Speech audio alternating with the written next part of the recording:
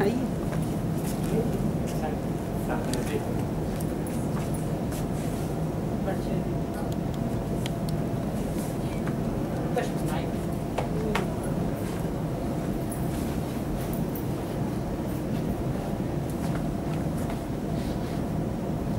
तो मित्रों नमस्ते।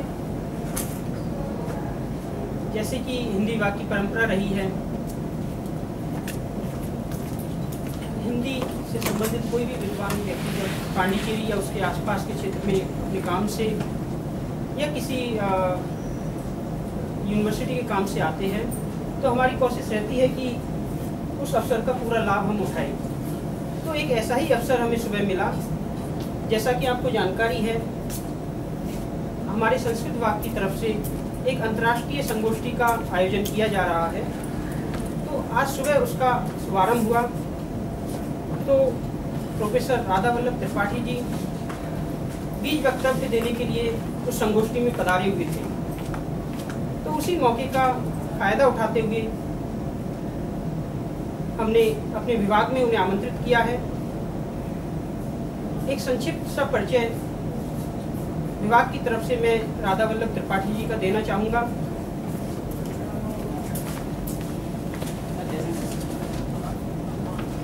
त्रिपाठी जी का कार्य क्षेत्र वैसे तो संस्कृत है, लेकिन हिंदी प्रदेश के लोग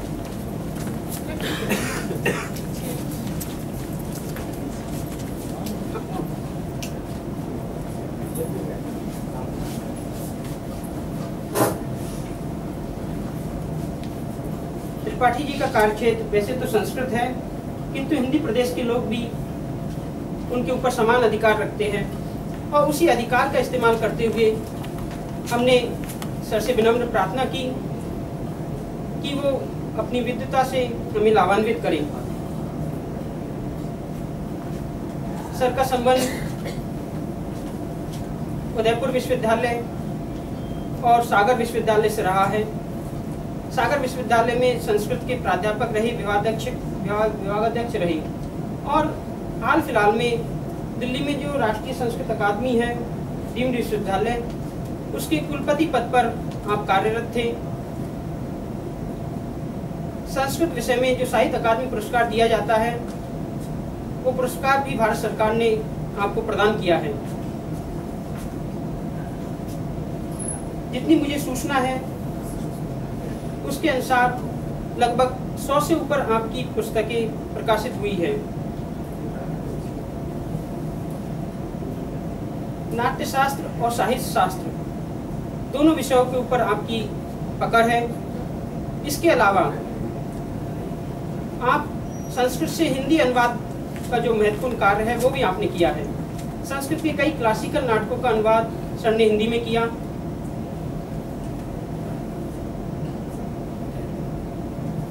तो इन्हीं शब्दों के साथ ज़्यादा समय न लेते हुए मैं अपनी बात समाप्त करता हूं और मैडम से अनुरोध करता हूं कि औपचारिक रूप से हिंदी विभाग के द्वारा सबका स्वागत किया जाए।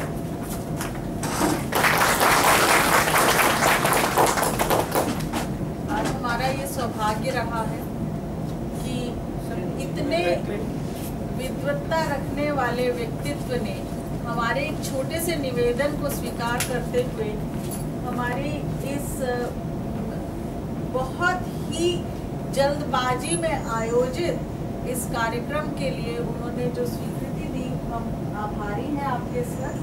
और ये आप सभी विद्यार्थियों के लिए एक लाभ देने वाला एक ऐसा अवसर है। इतने बड़े विद्वान जो संस्कृत और हिंदी से जुड़े ऐसे ऐसे विषयों का इन्होंने अपने जीवन काल में अध्ययन किया है और एक विश्वविद्यालय के कुलपति के पद पर कार्य करने के बाद आज हम जैसे इतने छोटे जो अपनी शुरुआत कर रहे हैं अपने आगे की अपने जीवन की, उनके निवेदन को स्वीकार करना सचमुच उनके व्यक्तित्व को दर्शाता है। इनके लिए हम अपने हृदय से एक बार फिर जोरदार तालियों से आप सभी स्वागत पौंडीचेरी के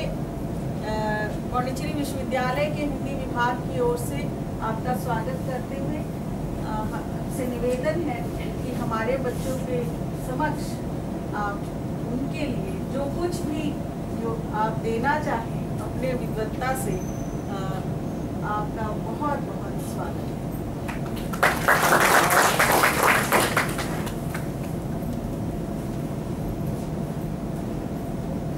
विभाग की अध्यक्ष सम्माननीय पद्मप्रिया जी, विभाग के सभी अध्यापकगण, शोध छात्र और छात्र छात्राओं, मुझे आप सबके बीच में आकर के प्रसन्नता है और आपने मुझे स्नेहपूर्वक आमंत्रित किया, कुछ कहने का अवसर दिया। इसके लिए मैं विभागाध्यक्ष पद्मप्रिया जी के प्रति आभार प्रकट करता हूँ। मैं थोड़ा थका हुआ हूँ और दिन भर व्यस्त भी रहा, इसलिए बैठ करके थोड़ा इत्मीनान से बोलूँगा, बातचीत के ढंग से चर्चा करेंगे।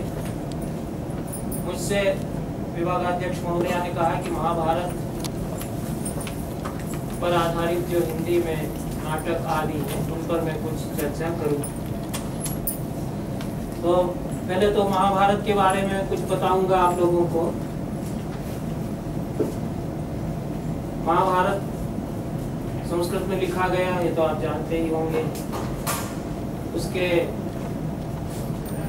प्रणेता या रचयिता व्यास कहे जाते हैं। यद्यपि आधुनिक शोध की दृष्टि से उसके बारे में विवाद है। यह दुनिया का सबसे बड़ा महाकाव्य है। इतना बड़ा महाकाव्य दुनिया में और किसी भाषा में और किसी देश के पास नहीं। उसमें 1 लाख श्लोक हैं।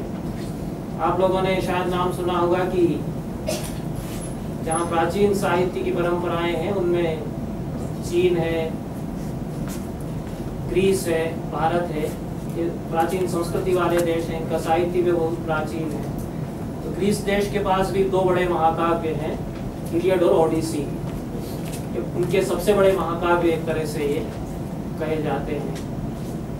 इलियड और ओडिसी दोनों को मिला दिया जाए तब भी उससे 8 गुना करीब महाभारत का आकार होता है। तो यह एक तरह से विशालता इसकी बड़ी विशेषता है। और इसके बारे में यह भी कहा जाता है कि भारतवर्ष में जो कुछ है वह सब महाभारत में है। और हमारे यहाँ की संस्कृति, परंपरा, कथाएं, आख्यान, उपाख्यान सब कुछ इसमें है। तो ये इतना बड़ा काव्य है, इसने पूरे भारतीय साहित्य को प्रभावित किया। करीब 2-2,500 वर्षों से जो भारतीय साहित्य की परंपरा है उसमें महाभारत का बहुत अधिक प्रभाव हम देखते हैं। और संस्कृत में तो बहुत सारे नाटक, काव्य महाभारत पर आधारित लिखे गए। लेकिन हम हिंदी में जो साहित्य महाभारत पर आधारित आया उसकी चर्चा जब करते हैं तो विशेष रूप से तो मैं नाटकों के बारे में बात करूंगा। एक तो हिंदी साहित्य मेरा विषय नहीं रहा, मैं हिंदी का विद्यार्थी नहीं रहा। हिंदी में लिखता जरूर मैं था बहुत पहले, कहानियाँ, उपन्यास, नाटक आदि में हिंदी में काफ़ी लिखे और बहुत पहले वो पत्रिकाओं में छपते रहे, धर्मयुग, नवनीत, सारिका आदि में। और कहानी संग्रह मेरे छपे, नाटक छपे, खेले गए। इस नाते मेरा कुछ संपर्क, संबंध हिंदी साहित्य से लेखक के रूप में बना रहा। बाद में संस्कृत में अधिक लिखता रहा। तो साहित्य की दुनिया से जुड़े होने के कारण और संस्कृत साहित्य विषय होने के कारण ध्यान इस तरफ जाता है कि कितना असर हमारी जो महान रचनाएं हैं उनका भारतीय साहित्य पर, दूसरी भाषाओं के साहित्य पर पड़ा है।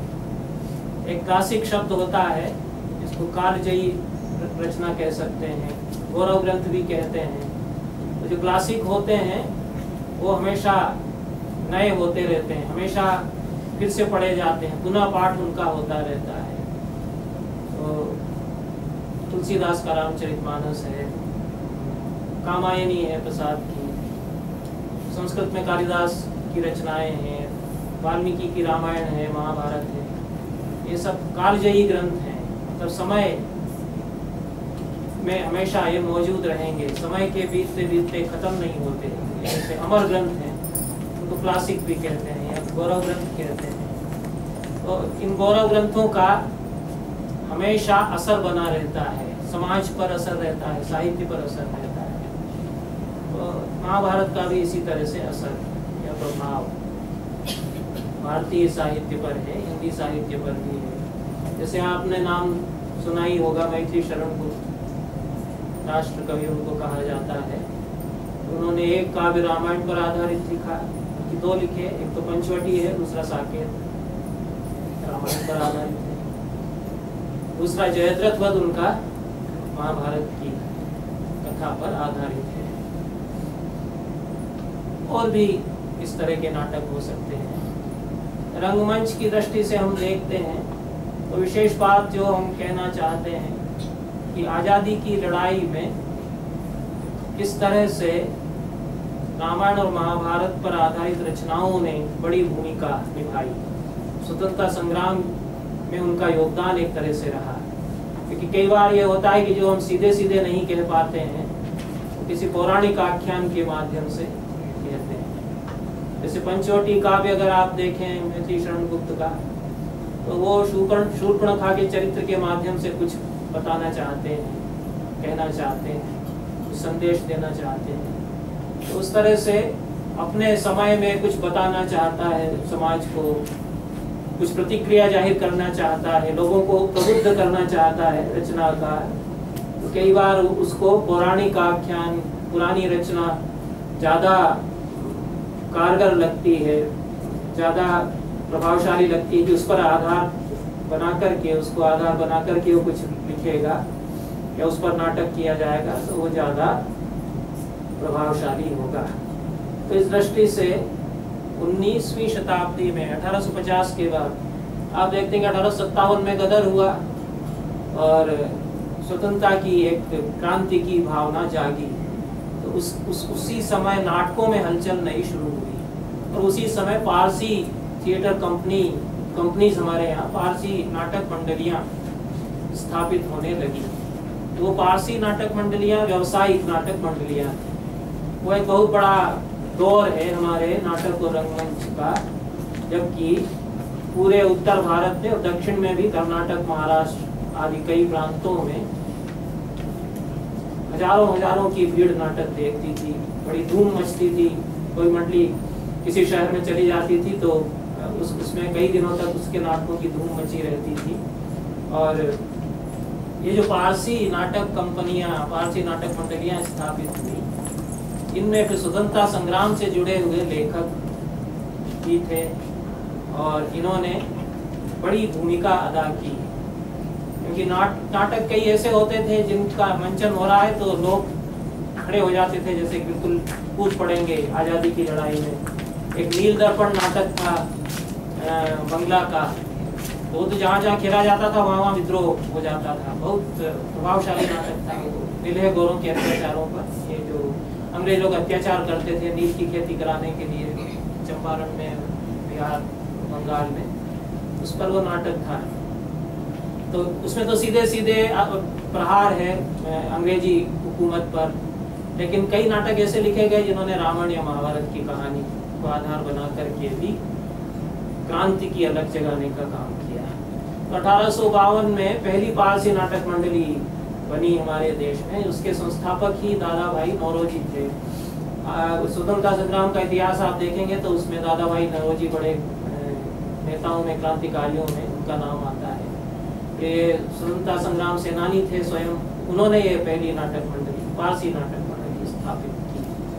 और 1867 में महाराष्ट्र में सांगलीकर नाटक मंडली बनाई गई। ये प्रोफेशनल थिएटर ग्रुप्स थे, व्यावसायिक नाटक मंडलियाँ थी। ये आम जनता के बीच में पॉपुलर या लोकप्रिय नाटक करते थे। लेकिन इस सांगलीकर नाटक मंडली में एक खाडिलकर बहुत बड़े नाटककार हुए मराठी के, उनका कीचक वध नाटक किया। तो यह हमें दोपहर के सत्र में भी बताना चाह रहा था कि कीचक वध नाटक जब खेला जाता था तो लोगों में बहुत उत्तेजना फैल जाती थी अंग्रेज सरकार के खिलाफ। कीचक वध की कहानी तो यह है कि पांडव लोग अज्ञातवास में रह रहे हैं, 1 साल के लिए विराट के यहाँ वो रहते हैं, और विराट राजा का जो सेनापति कीचक है वो बुरी नज़र से द्रौपदी को देखता है। वो दासी के रूप में वहाँ रह रही है और वह उसको अपने वश में करना चाहता है, कामुक दृष्टि उस पर डालता है सेनापति कीचक। तो द्रौपदी भीमसेन को बताती है कि ये मुझे सता रहा है। तो भीमसेन उसको छल से उसको बुलाया जाता है रात में। द्रौपदी कहती कि हम रात को मिलेंगे, तुम यहाँ आओ। तो द्रौपदी की जगह भीमसेन वहाँ पहुँच जाते हैं और उसको गला घोंट करके पूरी तरह कुचल कुचला के मार डालते हैं। इतनी वो घटना है, वो महाभारत की कहानी का एक हिस्सा है। इस पर खाडिलकर ने कीचक वध नाटक लिखा। तो वैसे हम कहानी सुनेंगे तो इसमें लगेगा कि इसका कोई संबंध नहीं है हमारे समय से, हमारे समाज से, अंग्रेज शासन से इसका क्या संबंध है। लेकिन जब दिखाया जाता था तो इस तरह से दिखाया जाता था कि जो कीचक है वो तो किसी अंग्रेज हुकूमत का, अंग्रेज ऑफिसर का प्रतीक है, और द्रौपदी जो है वो भारत माता एक तरह से जो पुकार रही है अपनी रक्षा के लिए। और जब उसका वध होता है तो ऐसा एक तरह से हिलोर उठती है दर्शकों में कि अंग्रेज हुकूमत के खिलाफ एक तरह से हम तैयारी भीमसेन की तरह हमको लड़ना है। तो उसमें जोश एक तरह से फैल जाता था। तो ये वो कई बार ज़्यादा असरदार होता है महाभारत की कहानी या रामायण की कहानी, क्योंकि उसके पात्र हमारे मन में बसे हैं। भीमसेन पराक्रम के प्रतीक हैं, शौर्य के प्रतीक हैं। तो भीमसेन की तरह हमको बहादुर बनना है, ऐसा एक तरह से हर देखने वाले के मन में कहीं न कहीं ये बात आती है। एक उदाहरण मैंने दिया, इस तरह के बहुत सारे उस समय काव्य नाटक लिखे गए जो कि महाभारत की कहानी को समकालीन लेते जाए लग रहा है, महाभारत की कहानी को समकालीन संदर्भों में, समकालीन राजनीतिक संघर्ष और आज़ादी की लड़ाई के संदर्भ में प्रस्तुत करते हैं। उसमें विशेष रूप से मैं 3 नाटककारों की चर्चा करूंगा जिनकी अब कोई याद नहीं करते हैं लोग हिंदी में। मेरे दृष्टि में वो बहुत बड़े नाटककार हैं। साहित्य के इतिहास में उनको कम जगह दी जाती है क्योंकि वो लोग खेलने के लिए नाटक लिखते थे, थिएटर के लिए लिखते थे। तो नाटक कैसे खेला जाएगा, कैसे उसके संवाद बनेंगे, कैसे स्टेज पर निखरेगा, इस बात को वो लोग जानते थे जो लेखक उस समय के पारसी थिएटर के लिए जो लोग लिखते थे। तो वह नाटक के मंचीय दृष्टि से जो नाटक की कला होती है, नाटक के आलेख की, उसमें वो माहिर हुआ करते थे वो लोग। उस दृष्टि से बड़े नाटककार थे। उसमें मुंशी नारायण प्रसाद बेताब हुए जो 1872 से 1945 तक उनका समय है। उन्होंने महाभारत नाम से ही नाटक लिखा है। 26 नाटक उन्होंने लिखे हैं। उस जमाने के बड़े नाटककार होते थे। इनके नाटकों की बड़ी धूम मचती थी कि बेताब का नाटक हो रहा है। अच्छा, आपको यह भी शायद जान करके अजीब लगेगा कि पारसी नाटक मंडलियों में ये जो नाटककार हुए, इनकी हैसियत बहुत बड़ी होती थी। मतलब जो हीरो हीरोइन होते थे उनसे कई गुना ज़्यादा इनको इज्जत दी जाती थी, बहुत मान सम्मान इनको दिया जाता था। लेखक हुआ करते थे, इनको तो मुंशी जी कहकर के आदर देते थे। वो राधेश्याम कथावाचक दूसरे थे, उनको पंडित जी कहते थे। लेकिन इनको तनख्वाह, एक तो तनख्वाह दी जाती थी। पारसी थिएटर ये जो नाटक मंडलियाँ होती थी, इनको बड़े बड़े सेट इनको चलाते थे, पारसी सेट, और खूब आमदनी होती थी क्योंकि 10-10 हज़ार की जनता कई बार देखती थी। 55, 7-8, 8-8 हज़ार, 10-10 हज़ार की जनता, और कई दिन एक ही शहर में नाटक चलता था। तो बॉक्स ऑफिस पर बड़े हिट होते थे इनके नाटक, खूब आमदनी होती थी। तो ये अपने थिएटर ग्रुप वालों को, जो हीरो हीरोइन, इनके अभिनेता कलाकार होते थे, इनको तनख्वाह देते थे। लेकिन उससे दुगनी तिगुनी तनख्वाह ये लोग देते थे जो नाटककार होता था, क्योंकि उसकी इज्जत और हैसियत ज़्यादा मानी जाती थी। अब जमाना क्या आ गया कि जो फिल्म के लिए स्क्रिप्ट लिखता है उसका तो नाम भी कई बार नहीं रहता और किसी का नाम दे देते हैं, उसमें हीरो का नाम ज़्यादा रहता है।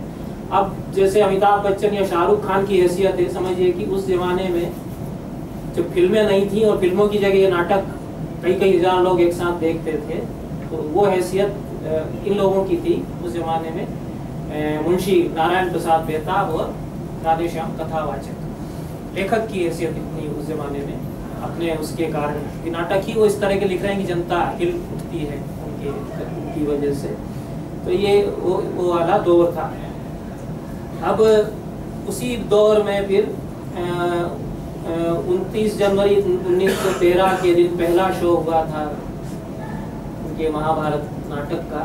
इसके बाद इसके कई शहरों में कई शो हुए और बड़े बड़े जो नेता थे वो प्रभावित हुए इससे। आज़ादी की लड़ाई में जो काम करने वाले नेता थे उसमें खास तौर से मदन मोहन मालवीय वो बहुत प्रभावित हुए थे। वो उन्होंने बुलाया इसको काशी हिंदू विश्वविद्यालय में कि वहाँ इसको के लिए हमारे काशी हिंदू विश्वविद्यालय के स्थापना दिवस के अवसर पर महाभारत आपका खेला जाएगा। तो इसमें इस नाटक में खास तौर से ये जो पूरा आपको महाभारत की कहानी का अंदाज होगा कि कौरव और पांडव भाई भाई हैं। कौरव 100 लोग हैं, 5 पांडव हैं। आधा राज्य उनके पास है, आधा राज्य उनके पास है, दोनों में थोड़ा झगड़ा है। तो दुर्योधन जो कि छल कपट से राज्य हड़पना चाहता है अपने चचेरे भाइयों का, युधिष्ठिर आदि का, उनको जुआ खेलने के लिए ललचाता है युधिष्ठिर को और जुए के लिए चुनौती देता है। तो उसमें युधिष्ठिर स्वीकार कर लेते हैं, जुआ होता है। जुए में युधिष्ठिर अपना सब कुछ लगाते जाते हैं दाव पर और हार जाते हैं, अपने सब भाइयों को लगा देते हैं और फिर उनको खूब उकसाया जाता है कि अपनी पत्नी को भी दाव पर लगा दो। तो वो अपनी द्रौपदी को भी दाव पर लगा देते हैं, उसको भी हार जाते हैं। तब उसको दुर्योधन कहता है कि यहाँ घसीट कर लेकर आओ, पकड़ करके लेकर आओ द्रौपदी को। तो दृश्य है उसमें कि उसको जबरदस्ती लाया जाता है। द्रौपदी पहले तो मना कर देती है कि अगर वो अपने आप को हार चुके हैं युधिष्ठिर और फिर उन्होंने मुझे दाव पर लगाया है तो उन्हें कोई हक नहीं है, किसी को भी कोई हक नहीं बनता है कि मुझे जबरदस्ती ले जाया जाए। वो सब महाभारत में है। तो द्रौपदी बहुत तेज उसमें स्त्री है, तेजस्विनी नारी है जो इतने अकेली इतने पुरुष समाज को चुनौती देती है। सब चुप बैठे हुए हैं, बड़े बड़े बुजुर्ग लोग, उसका अपमान हो रहा है। तो पूछती है कि आप लोग बताइए कि मेरे साथ ऐसा किया जाना क्या उचित है? आप लोग इतने ज्ञानी लोग, बुजुर्ग लोग, महान वीर लोग बैठे हुए हैं और मेरे साथ ऐसा हो रहा है। तो महाभारत में तो बड़ा दहलाने वाला प्रसंग वो है। उसको ये पुनर्रचना उसकी करते हैं बेटा। तो सारा जो प्रसंग है वो एक तरह से छल कपट से भारत की जो सत्ता है उसको हथियाने वाले अंग्रेज क्या क्या कर रहे हैं और वो भारत माता के साथ ये सब कर रहे हैं। तो द्रौपदी का निर्वसन किया जाना वो एक तरह से भारत माता की लाज का अपहरण किया जाना, उसके शील का हरण किया जाना, ये इस प्रतीक में रूपांतरित वहाँ हो जाता है। उसमें जो संवाद है वो उसी तरह से उन्होंने, उसमें जो सबसे छोटा भाई है कौरवों का, जब द्रौपदी पूछती है कि आप लोग इस अत्याचार के खिलाफ क्या कोई बोलने वाला नहीं है, तो कौरवों का सबसे छोटा भाई ही कहता है कि मैं अकेला कह रहा हूँ कि ये गलत हो रहा है। तो उसमें वो जो बोलता है कि ये छल कपट की राजनीति कब तक तुम करते रहोगे, अपने ही भाइयों से कहता है। बड़ा मैदान मारा गोट जो सर पर अगर मारी, इसी पर खत्म कर दी आपने मर्दानगी सारी। बहादुर वीर कहलाते हो उस पर यह रियाकारी, चलाते हो कपट के बाण बनते हो धनुषधारी। ये एक प्रच्छन्न है कि अंग्रेजों की जो दोहरी नीति है कि ऊपर से वो बड़े नीतिज्ञ बनते हैं लेकिन भीतर ही भीतर उनमें छल कपट भरा हुआ है। भीतर से वो क्या क्या देश को तोड़ने के लिए साजिश कर रहे हैं, इसकी तरफ वो इशारा करते हैं। और कई बार वो संवादों में इसी द्रौपदी के ही प्रसंग में सीधे जनता को वो विकर्ण है वो संबोधित करने लगता है कि देख लो कि देश के साथ भी यही हो रहा है। ये थिएटर में ये होता था कि कई बार दर्शकों को सीधे संकेत दे देते थे कि जो नाटक में हो रहा है वही तुम्हारे साथ बाहर भी हो रहा है। ये फिर उसको चौंक जाता है देखने वाला कि जो स्टेज पर हम देख रहे हैं वह तो कहीं हमारी जिंदगी में भी हो रहा है। तो उसके मन में एक बेचैनी होती है। तो उसी के आगे फिर विकर्ण कहता है कि गाफिल पड़े सोते हैं जो, बैठे हुए जो मौन है, समझे तो दिल में जान ले भारत निवासी कौन है। जो वीर थे कायर बने, ज्ञानी बने ये ज्ञान है, ये तो भूले हुए कि किस बाप की संतान है। जो कह दिया था कह के रहे थे बात के कैसे नहीं, छोड़े नहीं निज धर्म को प्राणों पे चाहे आपनी। ये जो कि भारतवासियों का ये गौरव रहा है और अब हमारे साथ ये हो रहा है, क्यों हम अपने गौरव को भूल गए हैं। ये ये सब बातें वो वहाँ ला करके उसके माध्यम से फिर जो रंगमंच का एक सरोकार है, सरोकार का जो रंगमंच है वो अपनी भूमिका, सामाजिक और राजनीतिक भूमिका उसमें निभाता है। तो 1916 में मदन मोहन मालवीय स्वयं बहुत बड़े नेता थे। उन्होंने काशी हिंदू विश्वविद्यालय बनाया, एक स्वदेशी शिक्षा प्रणाली स्थापित करने के लिए। आज़ादी की लड़ाई में भी वो शामिल थे। तो उन्होंने 1916 में फिर बेताब का महाभारत AHU में काशी हिंदू विश्वविद्यालय में आमंत्रित किया और उन्होंने कहा कि ये देश के लिए ऐसे नाटक चाहिए। तो बेताब स्वयं सहानुभूति रखते थे। जो बासी नाटक मंडली उनकी विक्टोरिया नाटक कंपनी है, जो नाटक कर रही है वो भी आज़ादी की लड़ाई में शहीद होने वालों के लिए सहानुभूति रखती है। तो कई बार उससे जो आमदनी होती है वो उस काम के लिए वो लोग दे देते थे। तो यहाँ काशी हिंदू विश्वविद्यालय में जो जलसा हुआ उसमें महाभारत खेला गया, उससे जो आमदनी हुई उन्होंने विश्वविद्यालय के लिए ही दे दी कि आप अंग्रेजी शिक्षा के समानांतर देश को आज़ाद करने के लिए शिक्षा प्रणाली खड़ी कर रहे हैं, नहीं तो इसके लिए हम ये अपना योगदान देते हैं। तो ये बेताब इस तरह के बहुत बड़े एक नाटककार हुए। दूसरे एक बड़े नाटककार राधेश्याम कथावाचक थे। इनको भी अब तो भुला दिया गया। एक जमाना था कि हम लोग जब छोटे थे तो आप लोगों को तो उस जमाने का अब कोई अनुमान आभास नहीं हो सकता है। तो हम जब 5-6 साल के थे, 60 साल पहले करीब, तो राधेश्याम रामायण खूब बजती थी HMV रिकॉर्ड्स पर। तो तवे वाला बड़ा रिकॉर्ड होता था, उस पर राधेश्याम की रामायण बजती थी। इतनी ज़्यादा बजती थी शादी ब्याह समारोह में, जलसों में, कि तुलसीदास की रामचरितमानस को लोग भूलने लग गए थे। बहुत लोकप्रिय हो गई थी राधेश्याम रामायण कहलाती थी। क्यों हो गई थी? क्योंकि वो उसके संवाद सीधे सीधे दिल में चुभते हैं। वो राम जो युद्ध करने जा रहे हैं राक्षसों से, तो जैसे शहीद लोग लड़ने के लिए जा रहे हैं, ऋषि लोग पुकार रहे हैं राम को कि हमारी रक्षा कीजिए, अत्याचार हो रहे हैं हमारी धरती पर, दंडकारण्य की धरती पर। तो उसमें संकेत एक तरह से कि भारत की धरती पर अत्याचार, विदेशी लोग, विदेश से आए हुए लोग, क्योंकि खरभूषण वो बाहर से आए हुए हैं। ये सारे संकेत उसमें इस तरह से थे, छंदों में बहुत सुंदर गाई जाती थी। तो बड़ी लोकप्रिय एक जमाने में वो रामायण हो गई थी। तो उसकी अपनी एक भूमिका रही है, जो रंगमंच की भूमिका, कविता की भूमिका अपने समय से जुड़ करके होती है। तो राधेश्याम रामायण ने, राधेश्याम कथावाचक ने भी बहुत सारे नाटक लिखे, बड़े नाटककार ये हुए। और हिंदी बहुत अच्छी इनकी थी, शुद्ध हिंदी में नाटक लिखते थे, क्योंकि बेताब की तो भाषा थोड़ी सी हिंदुस्तानी थी, उर्दू मिश्रित भाषा थी। ये बहुत सुंदर हिंदी में लिखते थे। और आज़ादी की लड़ाई में इनकी बड़ी सहानुभूति थी। मालवीय जी से बहुत मिलते रहते थे, गांधी जी से भी मिलते रहते थे और उनके लिए काम करते थे। तो वीर अभिमन्यु नाटक इनका 1914 में आया। ये बड़ा एक तरह से भारतीय रंगमंच के इतिहास में बड़ा पड़ाव माना जाता है, कहा जा सकता है वीर अभिमन्यु नाटक का खेला जाना, क्योंकि ये इतना लोकप्रिय उस जमाने में हुआ है। कई लाख लोगों ने इसको देखा होगा, लाखों प्रतियां भी इसकी बिकी। ये अपने आप में रिकॉर्ड है। अब आप विश्वास करना मुश्किल होगा आपको, क्योंकि कविता संग्रह आपका बिकता नहीं, नाटक कोई छपाए तो बिकना मुश्किल होता है। उस जमाने में वीर अभिमन्यु नाटक जो है उसकी 1 लाख प्रतियां धड़ाधड़ ऐसे बिक गई थी और कई लाख लोगों ने इसको देखा होगा, इतना लोकप्रिय नाटक हुआ। कहानी तो वही है कि अभिमन्यु अर्जुन का लड़का है और उन्होंने एक ऐसा चक्रव्यूह द्रोणाचार्य ने बना दिया है कि केवल अभिमन्यु ही जानता है उसको भेदना। और वो कहता है कि मैं चला जाऊंगा। 16 साल का लड़का है। बड़े बड़े वीर भीम वगैरह उस चक्रव्यूह को भेद करके नहीं जा पाते हैं। वो चूंकि अर्जुन का लड़का है, उसने अर्जुन से सुन रखा था कि कैसे इसको भेदते हैं, तो उसको भेद करके अंदर चला जाता है। तो अंदर वो अकेला है, उसको 7-8 बड़े वीर जो कर्ण, दुर्योधन वगैरह उसको घेर घार करके मारते हैं। अकेला उनसे आखिरी दम तक लड़ता रहता है, निहत्था भी लड़ता रहता है, अंतिम क्षणों तक वो लड़ना नहीं छोड़ता है, लेकिन उसको मार दिया जाता है। इतनी कथा है उसमें। अभिमन्यु वध में उन्होंने यही कथा दिखाई थी, लेकिन पूरी जो संरचना उन्होंने की वो उस नाटक की, जैसे कोई शहीद जो है वो अपने प्राणों की आहुति देने जा रहा है, इस रूप में उन्होंने अभिमन्यु को राधेश्याम कथावाचक ने प्रस्तुत किया।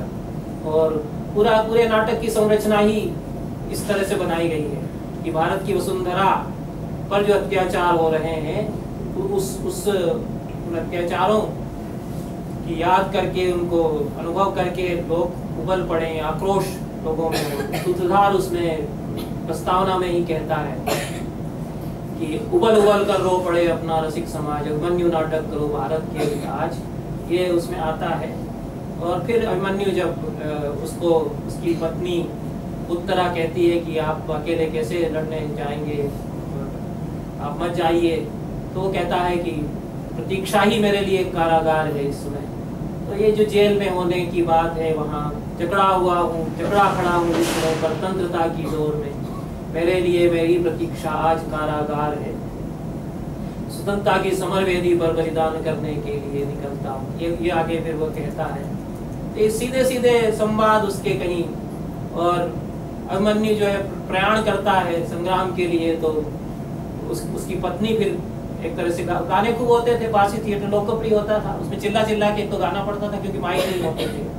वो शैली ही अलग थी नाटक खेलने की। कई हजार लोग बैठे हैं लेकिन इतनी जोर से गा रहा है कि आखिरी दर्शक तक तो सुनाई देता। उतनी ताकत उन लोगों में उस जमाने में हुआ करती थी। उस समय जो अभिनेता हुआ करते थे उनको ट्रेनिंग भी वैसी दी जाती थी। वो पारसी रंगमंच की शैली उस तरह की होती थी, बड़े जोश से वो गाने गाए जाते थे। तो उत्तरा गाती है उसमें, भारत वीरों की यादें है प्राण वीर जाओ जाओ, ऐसा गाना गाती है। तो ये कई जो उसके इस तरह के गीत हैं वो एक तरह से फिर घर घर में गाने गाए जाने लगे। इतना लोकप्रिय वो नाटक होता है इस तरह के, उसकी जो संरचना है। और कई स्थलों पर उन्होंने भारत की मार्मिक दशा का चित्र खींचा। और अभिमन्यु जब उसका निर्घृण वध किया जाता है, उसको बहुत क्रूरता के साथ में मारा जाता है, तो उसमें फिर पीछे से गाया जाता है कि भारत माता की गोद में सो गया है, भारत माता का लाल है, इस तरह का उसमें। तो ये इस तरह के जो गीत थे उसके वीर अभिमन्यु नाटक के, भारत वीरों की याद में यह गाना भी रोना है, पानी नहीं है पात्र में आंसुओं से मुंह धोना है, ये पूरे देश की दारुण दशा का चित्रण करते हुए, क्योंकि जब गाया गया मालवीय जी इसको देख रहे थे तो फूट फूट करके रोने लग गए थे। उन्होंने फिर बाद में राधेश्याम कथावाचक को गले लगाया और कहा कि ये इस तरह का नाटक चाहिए हमको हमारे देश के लिए, हमारे देश के नौजवानों के लिए, कि जो देश की दशा का अनुभव करें। उन्होंने भी वीर अभिमन्यु नाटक जो है अपने काशी हिंदू विश्वविद्यालय में आमंत्रित किया खेलने के लिए। उन्होंने उसको पाठ्यक्रम में लगवाया। उसके कई गीत जो है वो एक तरह से नारे की तरह बन गए थे। राज सिंह हो चलो आगे बढ़ो बढ़ना है तुम्हें रण में विजय पाओ, हर्षाओ हुलसाओ, ये सब उसमें डंका बजा लाओ, ये इस तरह के उसके गीत थे जो उस समय में नारे लगाए जाते थे। उस तरह का प्रभाव उनका होता था। तो कुल मिलाकर के एक और नाटककार जो बहुत बड़े नाटककार उस जमाने में हैं, अगा हश्र कश्मीरी।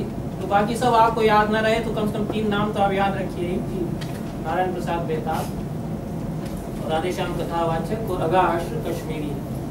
ये इनको शेक्सपियर उस जमाने में लोग कहने लग गए थे कि ये हिंदुस्तानी जबान के शेक्सपियर हैं। बहुत अच्छे नाटककार थे, बढ़िया उन्होंने नाटक लिखे। उन्होंने भी भीष्म नाटक एक महाभारत पर आधारित लिखा और आज़ादी की लड़ाई में वो भी सारे ये नाटककार थे, ये अपने समय से जुड़े हुए, स्वतंत्रता संग्राम के साथ उनकी सहानुभूति। तो कई बार ये लोग ये करते थे कि जैसे वीर अभिमन्यु खेला गया काशी हिंदू विश्वविद्यालय में 1922 में, तो उसमें अभिमन्यु के साथ जो युवक जा रहे हैं वो सब खादी के कपड़े पहन करके निकल जाते हैं। अद्भुत प्रयोग उसमें उन्होंने कर दिया। तो सारा एक तरह से परिदृश्य बदल जाता है कि एकदम से सारा का सारा महाभारत का काल जो है समकालीन काल में बदल जाता है। नाटकों में कई बार होता है, रामलीलाओं में बहुत करते थे नाटक खेलने वाले कि कहाँ वो कृष्ण जो है वो माखन चुरा रहे हैं, वो दृश्य है, और उसको हमारे समय में जो घी दूध की कमी हो गई है उसके दृश्य से वो जोड़ देते हैं। तो अपने समय में से कई बार उसको प्राचीन आख्यान को जो जोड़ते हैं, तो प्राचीन आख्यान कई गुना प्रभावशाली होकर के हमारे समय में नया रूप धारण करता है। तो ये वेशभूषा की दृष्टि से कई बार इस तरह के प्रयोग इन्होंने किए, खादी के कपड़े पहना करके पौराणिक पात्रों को उन्होंने प्रस्तुत कर दिया। ये इस तरह के महाभारत पर आधारित नाटकों का असर एक तरह से हुआ है। और भी कई नाटककारों ने, कवियों ने महाभारत पर आधारित रचनाएं की। बहुत सारे लेखकों ने और नाटककारों ने द्रौपदी की कथा को लेकर के इसी तरह के नाटक लिखे। द्रौपदी वस्त्राहरण नाटक है, और ये रघुनाथ अस्थाना का है 1910 के आसपास। कैलाशनाथ नागर का है, भीम प्रतिज्ञा है, इस नाम के 2-3 नाटक हैं। महाभारत शीर्षक से ही कई नाटक उस जमाने में आए। 1920 से 1940 के बीच में द्रौपदी चिरहरण नाम से कई नाटक आए उसी जमाने में। तो इसी थीम को क्यों ले रहे हैं? क्योंकि वो थीम, वो विषय वस्तु जो है वो सीधे सीधे आज़ादी की लड़ाई की जो थीम है उससे जुड़ जाती है। तो कई लोगों ने, ये तो बड़े नाटककार जो थे 3, उनका तो मैंने बताया ही विस्तार से, लेकिन और भी कई छोटे छोटे नाटककारों ने इसी विषय वस्तु को लेकर के और नाटक लिखे हैं। और एक बड़े साहित्यकार और उस समय हुए, माधव शुक्ल उनका नाम था। बड़े पत्रकार भी थे, राष्ट्रीय आंदोलन में भी बहुत सक्रिय थे। तो हिंदी साहित्य के इतिहास में वो स्मरणीय नाम एक तरह से हैं। और स्वयं नाटककार भी थे, अभिनय भी करते थे। तो उन्होंने महाभारत पूर्वार्ध नाटक लिखा, जो कि हिंदी के नाट्य साहित्य के इतिहास में महत्वपूर्ण स्थान रखता है। और महाभारत पूर्वार्ध में भी पूरा का पूरा जो प्रसंग है वो उसी तरह का, उसी संरचना को लेकर के वो चलते हैं। और स्वयं चूंकि नाटक निर्देशन करते थे, तो उन्होंने भी कई बार खादी के कपड़े पहना करके अपने पात्रों को प्रस्तुत किया, प्रयोग उन्होंने किया। तो ये अपने महाभारत नाटक की भूमिका में, इसमें प्रस्तावना रहती है नाटक में। पहले सूत्रधार जो बोलता है, तो उस सूत्रधार के मुंह से नाटककार अपने मन की बात कहलाता है। उसमें सीधे सीधे वो दर्शकों को कह देता है कि क्यों मैं नाटक लिख रहा हूँ। तो उसमें माधव शुक्ल कहते हैं कि मेरी जान रहे, मेरा सर न रहे, सामान रहे, नए साज रहे, फकत हिंद मेरा आजाद रहे, माता के सर पर ताज रहे, माधो की ये चाह खुदा की कसम, मेरे बाद वफात ए बाज रहे, गाड़े का कफन हो मुझ पे पड़ा, वंदे मातरम बाज रहे। ये बहुत फड़कते हुए शब्द उस जमाने के, उस समय के नारे, जो शब्दावली सीधे सीधे मन में उतरती थी, उसका प्रयोग करते हैं उस जमाने के नाटककार। तो ये 1915 में इलाहाबाद में हिंदी नाट्य समिति ने जैसे इस नाटक को खेला है, इसको कहा गया कि आज़ादी की लड़ाई का शंखनाद एक तरह से ये नाटक है। और इसके आरती होती थी, जैसे रामलीला होता है, रामलीला होती है तो उसमें राम जी की आरती उतारते हैं। महाभारत का नाटक हो रहा है तो उसमें आरती हो रही है, लेकिन आरती अलग ढंग से कर रहे हैं। तो आरती में क्या गा रहे हैं कि जय जय श्री तिलक देव भारत हितकारी। तिलक जो है उग्रदल के नेता थे, उनसे बड़ी उम्मीदें उस जमाने में थी। तो 1915 का समय है, गांधी जी तो आए नहीं है। तो वो जो एक सत्याग्रह की नीति है वो नहीं आई है। तो एक उग्र संग्राम हमको करना है, स्वराज्य हमारा अधिकार है, ये घोषणा तिलक की है। तिलक की आरती कर रहे हैं महाभारत के नाटक में। आप देखिए कितना विचित्र ये लोग प्रयोग कर रहे हैं उसमें। तो ये और जब्त होते थे, क्योंकि राधेश्याम कथावाचक तो बहुत माहिर नाटककार थे। तो उनमें बहुत कम सीधे सीधे खुल करके, कई बार खुल करके आता था कि अंग्रेज शासन के खिलाफ सीधे सीधे उन्होंने कुछ कह दिया है। दर्शक सब समझ रहे हैं संकेत कि अभिमन्यु ये शहीद का प्रतीक है, ये आज़ादी की लड़ाई में जा रहा है। लेकिन जो पुलिस वाले जासूस सब घूम रहे हैं, अंग्रेज कमिश्नर उसने लगा रखा कि देखो कहीं बलवा ना हो जाए, पता नहीं कैसा नाटक ये लोग कर रहे हैं। तो पुलिस के लोग जो हैं, CID के लोग सब वहाँ लगे हुए हैं कि कोशिश कर रहे हैं कि कहीं कुछ इनको सुराग ऐसा मिल जाए कि जिससे वो उसको जब्त कर सकें, तुरंत उसको कहीं बंद करो, इस पर अंग्रेज सरकार के खिलाफ बात आ गई। लेकिन सीधे कहीं नहीं आती थी तो नहीं बंद कर सकते थे। लेकिन कई बार सीधे सीधे आ गई, जब खादी के कपड़े पहना दिए, जब तिलक की आरती करवा दी, तो जब्त कर उसको नाटक पर बंदिश लगा दी गई, रोक दिया गया उसको, वहीं तुरंत ये नाटक नहीं हो सकता है। गिरफ्तार भी हुए ये लोग। तो फिर क्या करते थे कि महाभारत पूर्वार्ध नाम से नाटक जब्त कर दिया गया है, नहीं होगा तो उसका नाम बदल के दूसरी जगह करते थे। तो महाभारत पूर्वार्ध जो है वो कौरव कलंक नाम से फिर कलकत्ता में खेला गया, इलाहाबाद के बाद। ये लोग ये सब करते थे। एक ये पूरा दौर था जिसमें कि हम देखते हैं कि महाभारत की जो कहानी है वो कितनी समकालीन हो जाती है, और जो इतना महान समय है, पुनर्जागरण का काल है, आज़ादी की लड़ाई का काल है, जिसमें कि इतिहास करवट ले रहा है, भारत का नवनिर्माण होने को है और आज़ादी की लड़ाई में लोग अपनी जान दे रहे हैं, शहीद हो रहे हैं, उस पूरे दौर से महाभारत की कहानी को जोड़ करके कई कई रचनाएं की जाती हैं। आज़ादी के बाद दूसरा दौर आता है कि हम देखते हैं कि हर दौर में जो हमारे गौरव ग्रंथ हैं वो किस तरह से हमारे पास लौट करके आ जाते हैं, नए सिरे से प्रासंगिक हो जाते हैं। तो आज़ादी के बाद फिर अपना राज्य कायम हुआ स्वाधीन भारत में, लेकिन लोगों को जो आशाएं थी वो पूरी नहीं हुई। तो उसके बाद फिर नए सिरे से महाभारत की रचना हुई। तो तब फिर भारती ने अंधा युग लिखा, क्योंकि सेकंड वर्ल्ड वॉर हुई 1949 में। तो सारे विश्व में जो एक बेचैनी फैली, विश्व युद्ध का जो संतरास है कि इतनी बड़ी लड़ाई यदि होगी, एटम बम के द्वारा यदि ऐसी लड़ाई होगी तो सारी दुनिया तहस नहस हो जाएगी। ये जो अनुभव है भयावह अनुभव कि जापान पर उन्होंने हिरोशिमा और नागासाकी पर बम गिरा दिए अमेरिका ने, और हिटलर ने क्या क्या तबाही मचा दी। तो सारे विश्व में जो युद्ध का संतरास अनुभव किया गया, उसका प्रतीक भी केवल महाभारत का ही महायुद्ध बन सकता था, क्योंकि इतने बड़े युद्ध का उदाहरण हमारे प्राचीन आख्यान में महाभारत का ही एक उदाहरण एक तरह से मिल सकता था, जिसमें कि 18 अक्षौहिणी सेनाएं, करोड़ के करीब लोग उसमें लड़ करके खप करके मर गए। इतनी बड़ी लड़ाई वहदी हुई, और क्या क्या उसमें ब्रह्मास्त्र कितने किस तरह के हथियार उसमें चले, क्या क्या विनाश लीलाएं उसमें हुई। तो यह जो युद्ध कितना आतंककारी है, और उस युद्ध में कौन सी शक्तियां निहित होती हैं, उसका संचालन करने वाली, क्यों लड़ाई होती है, ये जो बहुत बेचैन करने वाले सवाल हैं, इनको लेकर के भी अंधा युग ये नाटक नवीन भारती ने लिखा। और भी इस तरह की रचनाएं आई।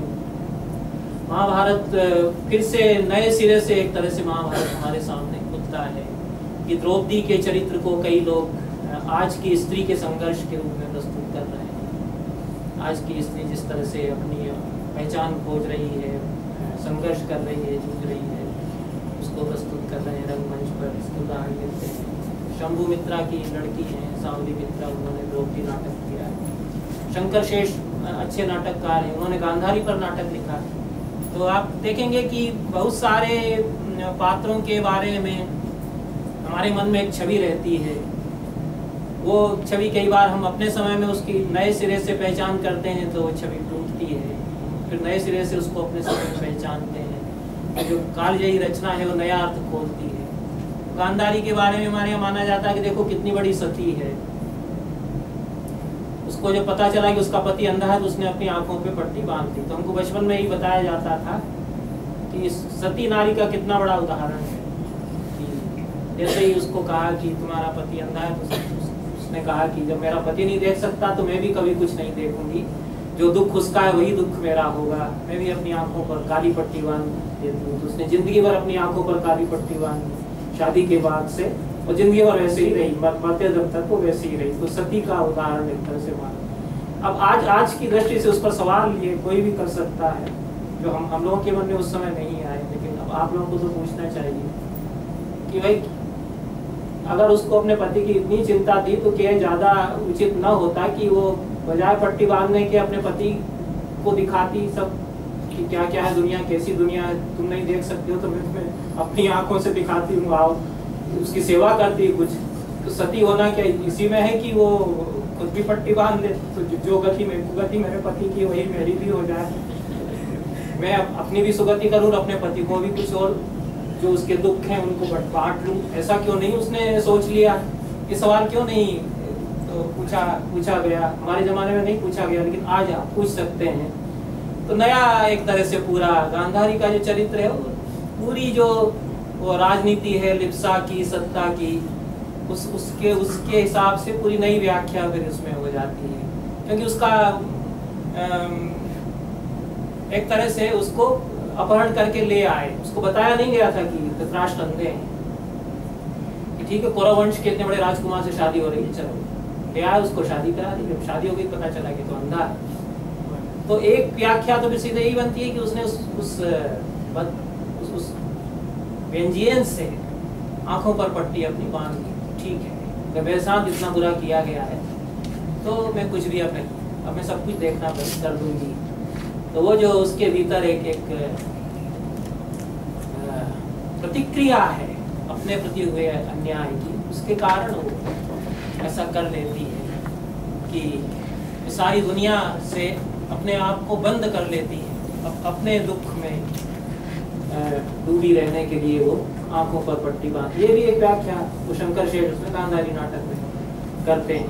दूसरी तरफ बहुत सारे जो गौण चरित्र हैं महाभारत के, क्योंकि इतनी बड़ी गैलेक्सी उसमें चरित्रों की खुलती है, इतना बड़ा विराट महाकाव्य है, आप देखेंगे दुनिया का सबसे बड़ा महाकाव्य, तो हजारों तो उसमें चरित्र हैं, सैकड़ों उसमें अवान्तर कहानियां हैं, उसमें सावित्री की कथा है, उसको लेकर के तो अरविंद ने कितना बड़ा महाकाव्य लिख डाला। सावित्री, अपने अरविंद का नाम सुना होगा तो यहीं रहे, पांडिचेरी आश्रम उनका है, उनका महाकाव्य अंग्रेजी में सावित्री जो है वो अंग्रेजी साहित्य के सबसे अच्छे महाकाव्यों में माना जाता है, अद्भुत उसकी अंग्रेजी है।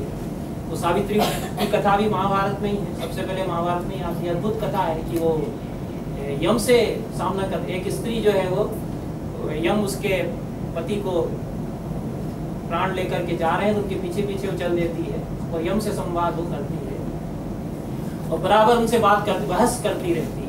यम कहते हैं तो अब तुम लौट जाओ, तुम्हारे पति की मृत्यु हो गई, उसकी मौत तय थी, उसको मरना था, तो हम लोग इसको ले जा रहे, तुम काहे पीछे पीछे आ रहे। तो वो उसका बहुत सुंदर जवाब देती है कि जब मैंने जीवन भर के साथ के लिए विवाह किया था, मैं देख रही हूँ कि आप इसको ले जा रहे हैं तो मैं इसको नहीं छोड़ रही, तुम चलती अंत तक। किस तरह से वो बहस करती रहती है। तो यमराज उससे बड़े घबरा जाते हैं कि यह अजीब स्त्री है, पीछा नहीं छोड़ रही। कहती तुम जो चाहो मांग लो मुझसे। तो उसके अंधे सास ससुर हैं, उनकी दृष्टि को मांग देती है, उनका राज्य सिंह गया और राज्य मांग देती है, ये सब मांग लेती है। फिर भी वो चलती जाती है, पीछा नहीं उनका छोड़ती। ये भी एक स्त्री का प्रतीक है, मिथक है। तो मिथक सचमुच की दुनिया में ऐसा नहीं होता कि यमराज आ जाए तो आप पीछे पीछे चले, माइथोलॉजी में होता है। तो स्त्री ऐसा कर सकती, मृत्यु का सामना कर सकती, उसका प्रतीक एक तरह से है। उसको लेकर के उन्होंने बहुत आध्यात्मिक गूढ़ प्रतीक अर्थ लेते हुए अरविंद ने सावित्री महाकाव्य लिखा। उसके जो और अवान्तर चरित्र हैं, जैसे उसमें आप देखेंगे कि बहुत सारे पात्र महाभारत में हैं कि उनकी चर्चा अभी तक कम करते थे लोग। भीष्म को कहते थे कि भीष्म पितामह कितने महान है, भीष्म प्रतिज्ञा उन्होंने कर दी, लेकिन उन्होंने भीष्म प्रतिज्ञा की, उससे क्या क्या तबाहियां हुई उसको ध्यान नहीं देते थे। तो उनका जो गौरव है, इतना गरिमा उनके बना दी गई है कि इतने महान थे कि उनके पिता का मन किसी कम उम्र की लड़की पर आ गया, सत्यवती पर, और उसका पिता जो मछुआरा है, धीवर है, वो कह रहा है कि तुम्हारा तो लड़का है, वो शादी कर लेगा तो उसको राज्य भी मिलेगा और उसके लड़कों को राज्य मिलेगा, मैं अपनी बेटी तुम्हारे साथ कैसे ब्याह दूँ, इसके लड़कों का क्या होगा। तो भीष्म प्रतिज्ञा कर लेते हैं कि मैं विवाह ही नहीं करूँगा और इन्हीं के ये मेरी माँ होंगी। जो लड़की उनसे कम उम्र की है उसकी शादी भीष्म के साथ हो सकती थी। उससे वो कहते हैं कि माताजी आप बैठिए, मैं अपने पिताजी से आपकी शादी करा देता हूँ, चलिए। इतने महान चरित्र होते भीष्म जो है। तो अपने पिता का विवाह हो बहुत कम उम्र की लड़की से उन्होंने खुद आगे बढ़ के कराया, प्रतिज्ञा की कि मैं खुद विवाह नहीं करूंगा। ऐसे अद्भुत प्रतिज्ञा, महान पराक्रमी, परशुराम को भी हरा दिया। तो आभा मंडल उनके साथ जो बना हुआ है, वो कई बार जो नए लेखक थे उन्होंने वो आभा मंडल को चैलेंज किया, उसको प्रश्न चिन्ह लगाए। क्योंकि हम क्या होता है उसमें कि फिर वो जो लड़के हुए सत्यवती के, विचित्र वीर और एक और है, वो दोनों मर गए, ठीक है। और उनके लिए राजकुमारियां अपहरण करके लाए थे भीष्म पितामह, अम्बा, अम्बालिका, अंबिका, 3 राजकुमारियां उनके लिए अपहरण करके लाए। उनसे कोई संतान नहीं, तो वंश खत्म हो गया। तो सत्यवती जो इनकी माँ थी, जिसकी शादी इन्होंने अपने पिता से कराई थी, उसने खुद कहा कि भीष्म अब मैं तुमसे प्रार्थना करती हूँ कि तुम विवाह कर लो, क्योंकि जिस वजह से तुमने विवाह न करने की प्रतिज्ञा थी वो प्रयोजन ही खत्म हो गया कि मेरे बेटों और उनसे जो राज्य उन्हीं को मिलता रहे, इसलिए तुमने प्रतिज्ञा की थी। अब तो मेरे बेटे ही नहीं रहे, उनके कोई बेटे नहीं, तो मैं अपना आग्रह छोड़ती हूँ और मैं तुमसे हाथ जोड़ के प्रार्थना करती हूँ कि तुम विवाह करो। कहा नहीं, हमने तो एक बार प्रतिज्ञा कर ली तो हम तो नहीं। माने वंश ही खत्म हो गया, सब डूब गया, कुछ नहीं, कोई नहीं बचा। तो उनका नियोग करवा देंगे, उनकी उनसे लड़के किसी तरह पैदा करवा के उनको हम राजा बनाएंगे, लेकिन हम तो नहीं। हमने तो एक बार वो सब ना करते तो ये सब जो तबाही हुई कि एक लड़का पीलिया रोग से ग्रस्त हुआ, एक अंधा हुआ, क्योंकि वो तैयार नहीं थी उस व्यवस्था के लिए, नियोग की जो व्यवस्था थी उसके लिए वो अम्बालिका और अंबिका तैयार नहीं थी। तो ये सब उससे बड़ी तबाही हुई, वंश सारा तबाह होता चला गया, लेकिन उन्होंने अपनी जिद नहीं, प्रतिज्ञा उन्होंने नहीं छोड़ी। तो आज का साहित्यकार इसको चुनौती कई बार दे सकता है कि वो एक प्राचीन मूल्य थे।